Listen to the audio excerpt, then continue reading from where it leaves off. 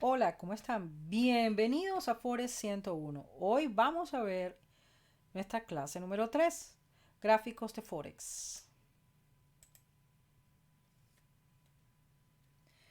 No sé si recuerdan cuando estaban en el colegio lo que era el plano cartesiano. Bueno, el plano cartesiano se conoce como plano cartesiano o coordenadas cartesianas o sistema cartesiano a dos rectas numéricas perpendiculares, una horizontal y otra vertical, que se cortan en un punto llamado origen o punto cero. Aquí tenemos la línea vertical, conocida como ordenada o eje de las Y. Por otro lado, tenemos a la línea horizontal, conocida como axisa o eje de las X. Su intersección se denomina origen. Y este plano cartesiano lo podíamos separar en distintas secciones o cuadrantes. En el cuadrante 1, tanto los valores como del eje de las X y de las Y eran positivos. En el cuadrante 2, aquí los valores de la X se volvían o se vuelven negativos. En el cuadrante 3, ambos valores son negativos. Y en el cuadrante 4, el valor de las Y es negativo. Es decir, ¿qué podemos hacer en el plano cartesiano? Podemos representar puntos. Supongamos que entre los paréntesis x, y denominamos a un punto x, y, donde x es el valor que toma un punto en el eje de las x, perdonen la redundancia, y y el valor que toma este en las ejes de las y. Si nosotros vemos el punto 2,3, por ejemplo, lo podemos que ya está representado de color verde, vemos que sus valores son positivos y él se encuentra en el cuadrante número 1, es decir, para x cuando x vale 2, y posee un valor de 3. Al intersectar estas dos rectas vamos a poder graficar ese punto, al punto 2, 3. De igual manera tenemos al punto menos 3, 1. En este caso, x, que es menos 3, tiene un valor negativo. En el punto 1.5 menos 1.5 menos 2.5, ambos valores son negativos y se encuentran en el cuadrante 3. Y por último, tenemos nuestro punto 0, 0, que sería el del origen. Pero hay otras cosas que se pueden graficar en el plano cartesiano, como en el caso de las funciones. Es decir, por ejemplo, mx más b, que sería la ecuación de una recta. Hay otras cosas que se pueden graficar como curvas paramétricas. Las curvas paramétricas no cumplen precisamente la definición de lo que es o corresponde a una función. También podemos graficar fenómenos en el mundo natural como señales y datos de cualquier otro tipo, como nuestra señal Forex. Un ejemplo de curvas paramétricas, pero en este caso en R3 o en 3 dimensiones, sería esta. Y aquí muchos ejemplos más de cuando estábamos estudiando geometría analítica en el colegio o en la universidad. En el mundo real, por ejemplo, en mi área que es de Signal Processing y que fue lo que me dediqué o me preparé, podemos ver muchos tipos de señales, como son, por ejemplo, señales biomédicas, como los electroencefalogramas o electromiogramas, entre otros. Aquí, como vemos, se utilizan en muchas partes y el eje de las X corresponde al tiempo. Otro tipo de señales puede ser las señales del audio. Aquí podemos ver que se representa al audio con valores en Y positivos y negativos, pero el tiempo siempre es positivo en el eje de las X. El mismo ejemplo o la misma comparación se puede ver para estas señales de tipo sísmica. Aquí podemos ver una señal típica donde se representa una señal de tipo una onda sísmica donde primero viene la onda P y después la onda S. Ahora, nuestros datos que corresponden a Forex podemos verlos como X representando el tiempo y Y una función del valor de la divisa o del precio. Estos pertenecen al primer cuadrante, van a representar una información bursátil o la data, la data del TIC. La data del TIC, como veremos más adelante, no es más que una colección de datos, los cuales tenemos el tiempo, el as, el bit, el as volumen y el bit volumen. Ahora, supongamos que tenemos una señal S, función S de t, donde t, ya sabemos, sería lo que habíamos visto en la otra gráfica como el eje de las X. Esta señal la podemos muestrear. Esta es una expresión que significa dividir en intervalos distintos y tomar unos puntitos de la señal real. Ajá. Aquí lo que importa son estos intervalos. Normalmente esos intervalos suelen ser constantes. Cuando nosotros trabajamos con señales digitales, usamos un reloj y muestramos las señales a ciertos intervalos fijos. Podemos decir en este caso que el intervalo de tiempo aquí es constante. Ahora, ¿cómo es nuestra data? Si utilizamos Tucascopy, y en este caso una función que nos permite bajar la data histórica, podemos, por ejemplo, como muestro aquí en la figura, bajar la data del día de hoy del par de divisas euro-dólar. Al bajármela, me bajo un archivo de tipo CSV o Excel y voy a tener una data como esta, la que habían visto anteriormente. Aquí, vuelvo a repetir, serían 5 columnas, pero separadas por comas. ¿Ok? Ahora, supongamos que solamente quiero tomar para el análisis más detallado estas 4 columnas. Digo, estas 4, ¿cómo se dice? Rows. ¿Ok? Estas 4 líneas. Y quisiera solamente detenerme a tomar solamente 2 de esas columnas, la del tiempo y la del valor del as. Pero voy a tomar del tiempo solamente los valores menos significativos de los segundos. ¿Ok? Vamos a ver qué voy a hacer. Voy a definir para cada una de esas líneas un subíndice. ¿Ok? 0, 1, 2, 3, hasta 20, porque tengo 20 datos. Bueno, tengo, en este caso eran 18 realmente, pero bueno, son infinitos. Bueno, no infinitos, pero son 670.000 en un día, aproximadamente. Ahora, veamos aquí que yo defino al ASO 0 o al ASO 1 o el ASO 2 o al ASO 3 de esta manera, que son valores en función del tiempo. Es decir, estos son los as para distintas valores de tiempo. ¿Ok? Ahora, yo quisiera saber o quiero verificar cuál es la diferencia de tiempo entre cada uno de estos distintos valores. Quisiera saber si son constantes, como en el caso de la lámina anterior, o aquí ocurre otra cosa. Esto lo vamos a hacer así sucesivamente con todos los valores. Pero bueno, nosotros solamente vamos a hacerlo con los primeros 4. Así, si queremos definir el intervalo de tiempo n-avo para todos, lo que vamos a hacer es tomar el valor del tiempo mayor y se lo restamos al subsecuente menor. En este caso, tomamos, si queremos calcular el tiempo delta t1, restaremos t1 menos t0. Es decir, estaríamos restando los valores 100.159 menos 107 y nos daría un valor de 0.052. Si lo hiciéramos en intervalo de tiempo correspondiente a T2, restaríamos 0.262 menos 0.159 dándonos un intervalo de 103. Y si lo hacemos, continuamos este valor y restamos el tiempo T3 menos el tiempo T2, nos va a dar 102. Lo que estamos descubriendo, eso lo hacemos continuamente para todos. Si nosotros lo hiciéramos para todos, verificaríamos lo mismo que para estos 3. Ahora, ¿qué pasa con estos intervalos de tiempo?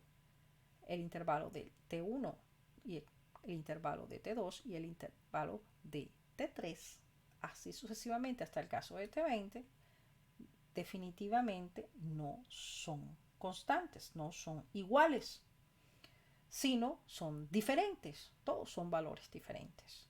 Así como conclusión, podemos decir que el intervalo de tiempo del tic no es constante. Aquí podemos ver un tic, pero vamos a hacer un zoom para que lo puedan ver mejor. Aquí pueden ver que entre los eventos o cambios de precio, aparentemente los intervalos, unos son más grandes que otros. Al lado de esa línea vertical de color negro pueden ver un intervalo largo en la línea verde y uno cortito entre dos eventos, en ese pequeño pico que está ahí. Ahora que entendemos que los eventos del TIP no ocurren a intervalos de tiempos constantes, podemos ir más allá y tratar de ver cómo son los tipos de gráficos de la bolsa. Vamos a ver que tenemos gráficos de línea. Este gráfico representa solo un precio de cierre en un periodo de tiempo determinado. Y dicho precio de cierre es considerado el elemento más importante en los datos de análisis. Esta es, en esencia, la manera en que se forma un gráfico de líneas, conectando los precios de cierre en un periodo de tiempo establecido. Aquí no tenemos ningún tipo de información visual o rango bursátil, lo que significa que no veremos alzas o bajas ni precios de apertura. Ok, veamos aquí. Aquí hay distintos precios de cierres. Cada punto de esta gráfica son y corresponden a precios de cierre. Esa es la única información que tenemos. A continuación veamos los tipos de gráficos denominados como gráfico de barras. Extendiendo en mayor detalle un gráfico de líneas, es decir, el que vimos con anterioridad, observaríamos el gráfico de barras, que incluye varios fragmentos de informaciones claves que se añaden a cada punto de datos recogidas en el gráfico. Elaborado con una secuencia de líneas verticales, donde cada línea es una representación de la información bursátil. Muestran subidas y bajadas del precio bursátil, así como el precio de apertura y de cierre. El precio de cierre y apertura se representa con una línea horizontal más corta. A ver, el precio de apertura es un guioncito que está ubicado en el lado izquierdo de la barra vertical. Y por otro lado, el precio de cierre está indicado de manera similar en la línea horizontal. Sin embargo, en la parte derecha de la barra, entender este gráfico es simple. Si el guión izquierdo, que es el precio de apertura, es más bajo que el guión derecho, precio de cierre, entonces la barra se volverá verde, negra o azul y representará un aumento de precio y una ganancia en el valor del instrumento. Ocurrirá lo contrario si el valor del stock está en descenso, indicándose entonces en rojo. Bueno, demasiadas palabras. Vamos a los hechos. Aquí vemos el gráfico de barras. Como vemos unas líneas verticales de color rojo, de color verde y de color negro. Y vemos que hay como extensiones laterales o guioncitos a la derecha y a la izquierda de cada una de ellas. Como vemos, repitamos, el eje de las Y en la gráfica de Forex corresponde al precio. Aquí en esta barra podemos ver este pequeño guión lateral del lado izquierdo y como habíamos leído en la lámina anterior, la corresponde este guión a la apertura. Por otro lado, si el guión o esta extensión se encuentra del lado derecho, corresponde al cierre. Cuando la apertura es mayor que el cierre, la barra se representa de color rojo. Veamos en este caso. Aquí tenemos del lado izquierdo el guión y como ya sabemos, un guión en el lado significa del lado izquierdo corresponde a una apertura, del lado derecho corresponde al cierre. Como en este caso la apertura es menor que el cierre, la barra se representa de color verde. Vamos a ver también que existen barras de color negro y si las pueden observar, el guión de la izquierda corresponde en la misma posición al guión de la derecha. Es decir, que los precios de apertura y cierre son iguales. Así que cuando los precios de apertura y cierre son iguales, la barra se representa de color negro. A continuación vamos con los gráficos de velas o candlesticks. Una vez que ya se ha dominado o se entienden los gráficos de líneas y los gráficos de barras, se puede pasar al gráfico de velas, que será entonces más fácil de entender ya que es similar al gráfico de barras. Las líneas verticales de ambos ilustran los rangos de precio en un periodo bursátil, mientras que el cuerpo de la vela se utiliza en colores diferentes para representar los cambios del mercado en ese periodo de tiempo. A continuación, un gráfico de velas. Aquí pueden observar que tenemos unos rectángulos alargados de color verde y de color rojo. Aquí vemos una gráfica en un time frame de 1 minuto o en una ventana de tiempo de 1 minuto de la divisa euro-dólar. Ahora, ¿de dónde vienen las velas? Remontándonos incluso hasta el siglo XVII, los japoneses comenzaron a utilizar estas velas para operar con el arroz, aunque de manera bastante diferente a una versión norteamericana creada alrededor del 1900. No obstante, sus principios son muy similares. Con el fin de empezar a crear e interpretar un gráfico de velas, lo primero que debemos saber es que los datos contienen precios de alzas, bajas, aperturas y cierres. Pero esto lo quiero explicar con mayor detalle. Aquí, nuevamente, en nuestra gráfica, en el eje de las X que representa el tiempo y en el eje de las Y representa al precio. Supongamos que este cuadrado corresponde a un intervalo de tiempo, que puede ser 1 minuto, 15, 30, 1 hora o un día. El punto representa el valor de un precio. ¿Ok? Imaginemos que al inicio de este intervalo. Así que lo graficamos de esta manera. Por ser el valor de precio inicial al inicio del intervalo, lo vamos a llamar open, es decir, el valor en que se abrió la operación o que tenía la divisa al inicio de este intervalo. Supongamos ahora que después de pasado un tiempo, es decir, en el siguiente tick, ¿ok?, o cambio mínimo de precio, el valor baja, pero no baja más hasta el final del intervalo. Entonces le llamaremos el low, es decir, es el precio mínimo que el precio puede alcanzar en ese intervalo. Después de otro tiempo, el precio vuelve a subir, el precio vuelve a bajar, pero no tanto como el valor mínimo que ya hemos determinado, y llega a su máximo. El valor máximo que el precio puede llegar a tener en ese intervalo lo denominamos como high. Y al final del intervalo, el valor de ese precio se conoce como precio de cierre o close. Ahora, como habíamos dicho, habíamos denominado en este ejemplo que la distancia o la diferencia de tiempo entre el valor en que el precio entró open y cerró close, lo vamos a denominar para este ejemplo un día, o es ejemplo de un día. Si nosotros extendemos estas líneas y tomásemos este rectángulo y, digamos, lo reduciéramos un poquito, podríamos dibujarlo de esta manera. Y esto es lo que conocemos como candle o vela en el español.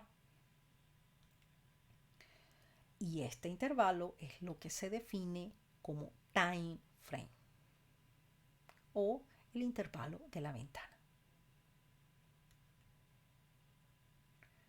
A esto se le conoce como OJLC. A O de open, H de high, L de low y C de close. Ahora, Vamos resumiendo a ver nuevamente nuestra vela. A esto lo llamábamos el precio de apertura o opening price o open. A esto el precio mínimo o low. Aquí vemos el precio máximo o high. Y aquí el precio de cierre. Hay otras cosas que se pueden definir en la vela, como por ejemplo lo que denominamos el lower shadow, que es la sección entre el opening price y el minimum price, entre el open y el low. Y entre el close y el high es denominado como el upper shadow. Shadow, eso significa sombra superior y el otro era sombra inferior. La diferencia entre el open y el close se denomina como body o el cuerpo de la vela. Cuando el open es menor que el close, nosotros decimos que tenemos un white candle, es decir, una ventana blanca. Y la podemos representar y dibujar de color blanco o de color verde, que es lo que vemos en la mayoría de los programas. Por el contrario, cuando el open es superior en valor al close, tenemos lo que se denomina un black candle. Y en este caso podemos dibujarlas o representarlas con color negro o en la actualidad con color rojo, que es lo que vemos en los programas. Así que, ¿cuáles son los principales time frames en forex o ventanas de tiempos? Así que están clasificados básicamente en tres. En largo término o long term, medium term, mediano término y corto término. Los traders tienen la opción de incorporar los tres o simplemente usar una ventana mayor y otra corta cuando están analizando transacciones potenciales. Veamos. Grandes ventanas son beneficiosas para identificar la configuración del trading y la ventana corta son útiles para determinar el tiempo de entrada.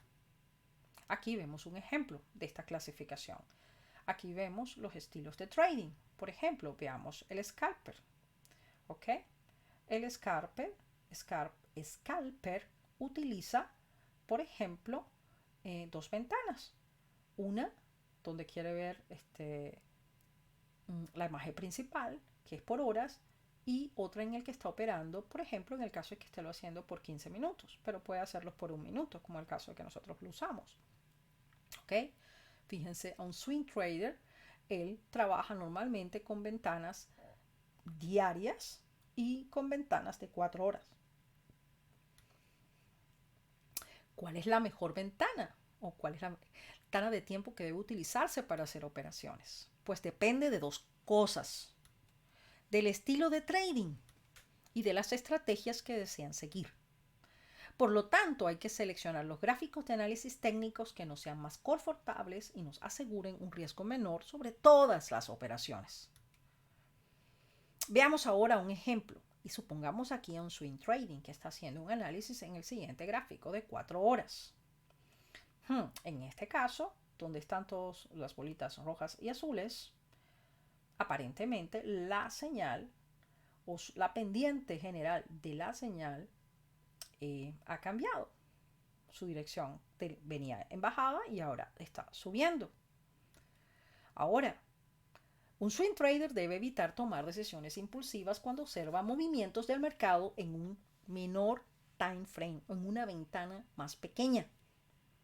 Los traders pueden observar que pareciese que la pendiente del precio cambia.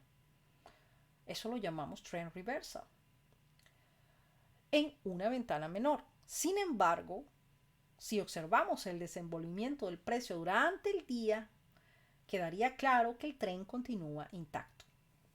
Aquí lo podemos ver. Esta sería la gráfica diaria. ¿Ok? Aquí se nota claro que el tren va en bajada. Pero si observamos la sección azul, era el gráfico que veíamos en la lámina anterior y que correspondía donde podíamos confundirnos y creíamos que el valor del precio subía. Así que la incorporación de una ventana de tiempo mayor le permite al trader ver la imagen completa, el big picture, el mapa del par de divisas, para obtener una idea general del trend o sentiment. La ventana menor puede usarse para determinar la entrada en el mercado. Aquí el downtrend continúa con fuerza si se observa el time frame correcto. Muchas gracias por su atención y quiero invitarles a que le den a la campanita, a que se suscriban y compartan este video. Y bueno, próximamente vamos en la próxima clase a hablar de lo que son las time series o las series de tiempo y una introducción a lo que es el análisis funcional y el análisis técnico. Y bueno, a todos los que están en Forex 101, chicos, vamos bien. Ok, un abrazo a todos y nos estamos viendo. Chao.